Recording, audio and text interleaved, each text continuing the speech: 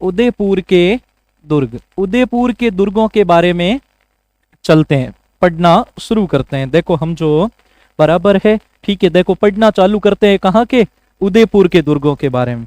उदयपुर में जो पहला महत्वपूर्ण दुर्ग होगा कौन सा होगा? सर्वप्रथम जो उदयपुर के दुर्ग के बारे में बात करेंगे, उदयपुर में एक दुर्ग का नाम याद रखना है जिसे कहते थे सज्जनगढ़ का दुर्ग। सज्जनगढ़ का दुर्ग, सज्जनगढ़ का दुर्ग। पहला प्रश्न इसी के बारे में यही पूछा जाता है कि सज्जनगढ़ का दुर्ग कहां पर बना हुआ है। तो सज्जनगढ़ का दुर्ग कहां पर है? उदयपुर में। सज्जनगढ़ का दुर्ग कहां पर है? उदयपुर में। इसके बारे में कौन कौन सी महत्वपूर्ण बातें याद रखनी है? देखो सर्वप्रथम याद रखना, इस दुर्ग का निर्माण किसने करवाया? तो सामान्यतः जिस तरीके से नाम है, निर्माण करवाया मेवाड़ के महाराणा सज्जन सिंह जी ने। मेवाड़ महाराणा, ठीक है, मेवाड़ महाराणा सज्जन सिंह जी ने इसका क्या करवाया?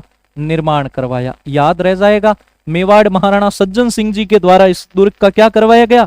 निर्माण करवाया गया। किस पहाड़ी पर यह दुर्ग स्थित है? तो याद रखना पहाड़ी का नाम बांसदरा की पहाड़ी। बांसदरा की पहाड़ी, बांसदरा की पहाड़ी पर यह दुर्ग क्या है? बना हुआ है। अगली चीज कौन सी याद रखनी है? देखो बांसदरा की पहाड़ी पर बना हुआ है। इस दुर्ग के बारे में वेरी इंपॉर्टेंट चीजें बनती हैं, इसके उपनाम। एग्जाम के अंदर एक नाम पूछा गया जिसका नाम हमेशा के लिए रटकर याद रखना, इसे मेवाड़ का मुकुटमणि कहते हैं। मेवाड़ का मुकुटमणि कहकर पुकारा जाता है। मुकुटमणि, यानी इसे मेवाड़ का क्या कहते हैं? मुकुटमणि कहकर पुकारते हैं। ये नाम सबसे इंपॉर्टेंट है, याद कर लेना, रट लेना कि मेवाड़ का क्या कहा जाता है? इसको मुकुटमणि। मेवाड़ का क्या कहते हैं? मुकुटमणि। कौन से दुर्ग को?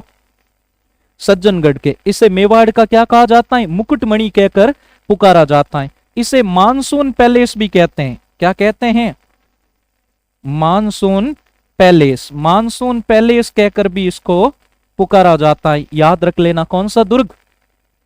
कौन सा दुर्ग? सज्जनगढ़ का दुर्ग। ठीक है, अब वर्तमान के अंदर अगर हम सज्जनगढ़ दुर्ग के अंदर चले जाएं तो वर्तमान के अंदर सज्जनगढ़ दुर्ग के अंदर कोई निवास नहीं करता। महाराणा सज्जन सिंह जी ने कहा जाता है फतेह सागर झील के किनारे इसको बनाया था, अपने मतलब मानसून के दिनों में रहने के लिए। पहले के समय राजा महाराजा जब भ्रमण करने के लिए जाते थे तब अलग जगह जाकर रुकते थे। तो फतेह सागर झील के बिल्कुल पास में ये उदयपुर में बना हुआ है। वर्तमान में यहाँ पर पुलिस चौकी संचालित होती है। वायरलेस पुलिस चौकी का क्या किया जाता है? संचालन। वहां पर वर्तमान में यहाँ पर चौकी बनी हुई है, राजा महाराजाओं का निवास नहीं है। याद रह जाएगा कौन सा दुर्ग? सज्जनगढ़ का। एग्जाम के अंदर ये पूछा जाता है, बस ये सबसे महत्वपूर्ण है। इसे मेवाड़ का क्या कहा जाता है? मुकुटमणि कहकर पुकारा जाता है। याद रह जाए, ठीक है। अब बात करें क्या भाई उदयपुर के अंदर और भी दुर्ग थे? हाँ, एक दुर्ग और था जिसका नाम याद रखना है। उस दुर्ग का नाम था ऊंटाड़ा का किला। ऊंटाड़ा का किला। ऊंटाड़ा का किला, ठीक है। ये किला इतिहास में प्रसिद्ध क्यों है? ऊंटाड़ा का किला इतिहास में क्यों प्रसिद्ध है? तो ये प्रसिद्ध हुआ, इस किले को मुख्यतः इतिहास में प्रसिद्धि दिलाने का जो श्रेय है, प्रसिद्धि मिली महाराणा अमर सिंह जी के समय। किनके समय? महाराणा अमर सिंह जी के समय। महाराणा अमर सिंह जी ये महाराणा प्रताप के पुत्र थे।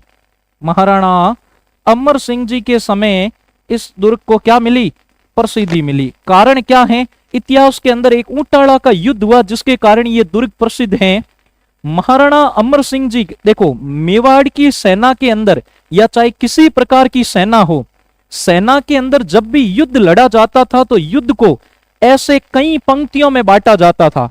तो उसमें दो हिस्से सबसे ज्यादा महत्वपूर्ण होते थे। एक तो जो युद्ध के जो आगे वाली पंक्ति होती थी, अग्रिम पंक्ति, जैसे माना कि ये सेना की व्यू रचना है, पूरी की पूरी सेना की व्यू रचना है, तो यहां पर जो आगे वाली पंक्ति होती थी, इस आगे वाली पंक्ति को हरावल कहा जाता था। क्या कहा जाता था?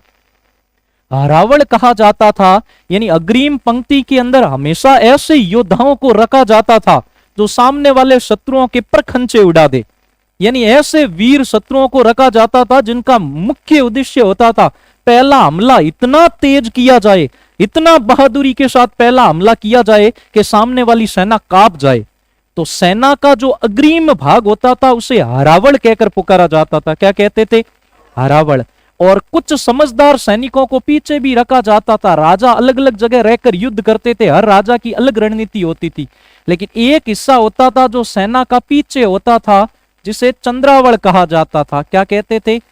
चंद्रावल कहकर पुकारा जाता था। तो सेना के आगे वाला हिस्सा हरावल कहलाता था और सेना के जो पीछे वाला हिस्सा होता था उसे क्या कहते थे? चंद्रावल कहते थे। मेवाड़ की सेनाओं के अंदर हरावल के अंदर हमेशा लड़ते थे चुंडावत। कौन लड़ते थे? महाराणा चुंडा ने जब लाखा जी के समय एक बहुत बड़ा बलिदान दिया था, उन्होंने कहा था कि भाई मैं और मेरे वंशज कभी भी मेवाड़ की राजगद्दी पर नहीं बैठेंगे। उन्होंने, ठीक है, हंसाबाई का जो विवाह हुआ था, जो वो प्राचीन कहानी है, इतिहास में पढ़ेंगे उस समय, तब चुंडावत जी को एक वचन दिया गया था कि मेवाड़ की हरावल में हमेशा चुंडावत रहेंगे, चुंडा के वंशज चुंडावत कहलाए, उनको वचनबंध था। तो मेवाड़ की हरावल में हमेशा लड़ते कौन थे? चुंडावत। लेकिन फिर महाराणा प्रताप के भाई हुए शक्ति सिंह, उनके जो वंशज हैं वो शक्तावत कहलाए। महाराणा अमर सिंह जी की बात है, अमर सिंह जी के समय की बात है, उस समय चुंडावत और शक्तावतों के बीच आपस में जिद हो गया। चुंडावतों ने कहा कि हम हरावल के अंदर लड़ेंगे, और भाई शक्तावत कहने लगे हम हरावल के अंदर लड़ेंगे। उस समय मेवाड़ की सेना में हरावल के अंदर लड़ना एक सम्मान का प्रतीक होता था, एक इज्जत का प्रतीक होता था। एक वीर व्यक्ति क्या चाहता है? वीर व्यक्ति हमेशा चाहता है कि उसे इज्जत मिले, उसे सम्मान मिले, वो सम्मान का भूखा होता है। तो इसीलिए हरावल में लड़ना एक सम्मान का प्रतीक होता था। आप देखना, जब भी युद्ध होता है, जब भी कभी भारत पाकिस्तान का या किसी देश के बीच साथ युद्ध होता है, तो कौन सी सेना, जैसे वायु सेना है, आर्मी है, अपनी अलग अलग फौज हो गई, वो जो सबसे पहले बढ़ चढ़कर लड़ना चाहते हैं, क्योंकि सैनिक हमेशा कहा जाता है इज्जत सम्मान का भूखा होता है। इसीलिए फौज के अंदर जब कोई शहीद वीर गति को प्राप्त हो जाता है तो उसे किसी उच्च सम्मान से नवाजा जाता है।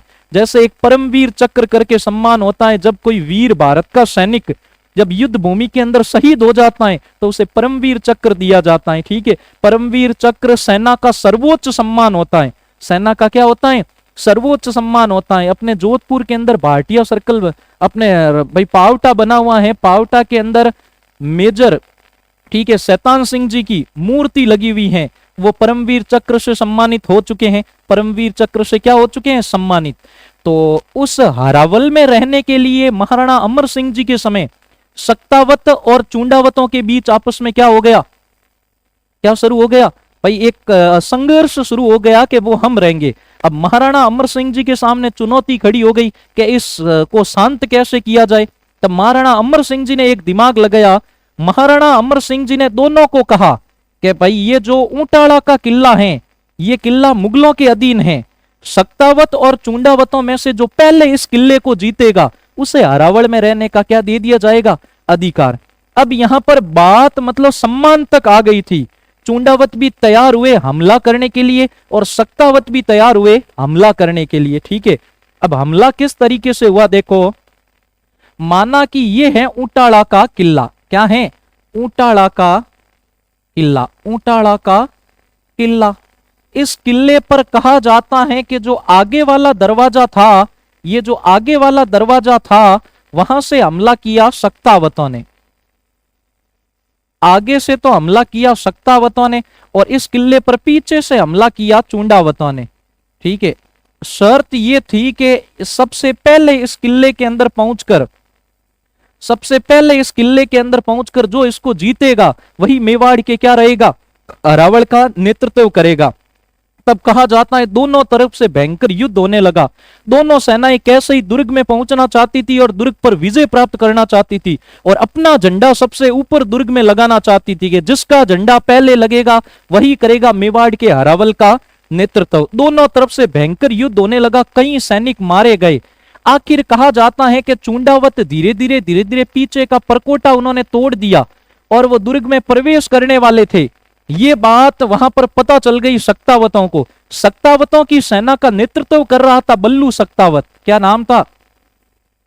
बल्लू शक्तावत। ठीक है, जब बल्लू शक्तावत को यह बात पता चली कि भाई वास्तव में, और चुंडावतों का नेतृत्व कर रहे थे जैत सिंह चुंडावत। कौन कर रहे थे? जैत सिंह चुंडावत कर रहे थे। जब ये चुंडावत इस युद्ध में आगे होने लगे, ये बात जब बल्लू सत्तावत को पता चली तो उन्होंने एक अद्भुत साहस का परिचय दिया। वास्तव में इस किले के आगे एक वचन के लिए क्या क्या कर लेते थे, देखो इतिहास के वीर योद्धा। तब बल्लू सत्तावत को पता चला कि भाई हो सकता है चुंडावत जल्दी पहुंच जाएंगे दुर्ग के अंदर, और दुर्ग का दरवाजा टूट नहीं रहा था, क्योंकि दुर्ग का जो दरवाजा था उसके आगे ऐसे कीले लगी हुई थी। क्या लगी हुई थी? कीले। तो दरवाजों को तोड़ने के लिए जो हाथी था, हाथी को ऐसे आगे लेकर जाते, हाथी के जैसे ही वो किले चुभने लगती, हाथी पीछे खिसक जाते। यानी कोई ऐसी चीज चाहिए थी ताकि हाथी के सूंड में वो न चुभे। तब कहा जाता है बल्लू सत्तावत स्वयं कुछ वीर योद्धाओं के साथ खड़े हो गए और स्वयं कीलों के आगे खड़े हो गए और महावतों को आदेश दिया कि मैं चाहे रहूं या न रहूं, लेकिन इस दुर्ग में पहुंचकर हमें वो सम्मान हासिल करना है मेवाड़ के अंदर कि मेवाड़ पर प्रथम शहीद होने वाले व्यक्ति हम हो। मेवाड़ राजस्थान के इतिहास का वह अंश है जिसको मैं जब जब पढ़ाता हूं मेरे शरीर के रोंगटे खड़े हो जाते हैं। मेवाड़ का इतिहास ऐसी कहानियों से भरा पड़ा है, हजारों कहानियों से भरा पड़ा है। राजस्थानी लोग अपने आप को किसी वजह से एक स्वाभिमानी मान सकते हैं तो वो मेवाड़ के इतिहास की वजह से। मेवाड़ का इतिहास उगता हुआ वह सूर्य था, या तपता हुआ वह सूर्य था जिसने भारतवर्ष में नहीं संपूर्ण विश्व में अपनी ख्याति अर्जित की।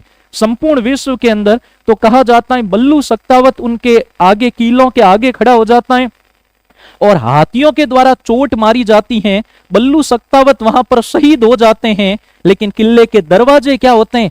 टूट जाते हैं। ये बात पता चल गई चुंडावतों को, जैत सिंह चुंडावत को पता चला कि सत्तावतों ने दरवाजा तोड़ दिया है और वो किले के अंदर हमसे पहले प्रवेश कर जाएंगे। तब सत्तावतों ने कहा यह सम्मान हमसे जाना नहीं चाहिए। उसी समय कहा जाता है जैत सिंह सत्तावत ने अपनी सिर काटा और सिर को काट कर किले के अंदर क्या कर दिया? फेंक दिया। ठीक है, अपना शीश काट कर फेंक दिया। जब मेवाड़ महाराणा अमर सिंह जी को यह पता चला तो उन्हें बड़ा दुख हुआ, क्योंकि उनके दो वीर सेनापति, दो बहादुर सेनापति इस युद्ध में काम आ गए। लेकिन कहा जाता है चुंडावतों ने पहले उनका शीश पहले किले के अंदर गिर गया था, इसलिए हरावल में रहने का अधिकार किसको मिला? चुंडावतों को मिला। किनको मिला?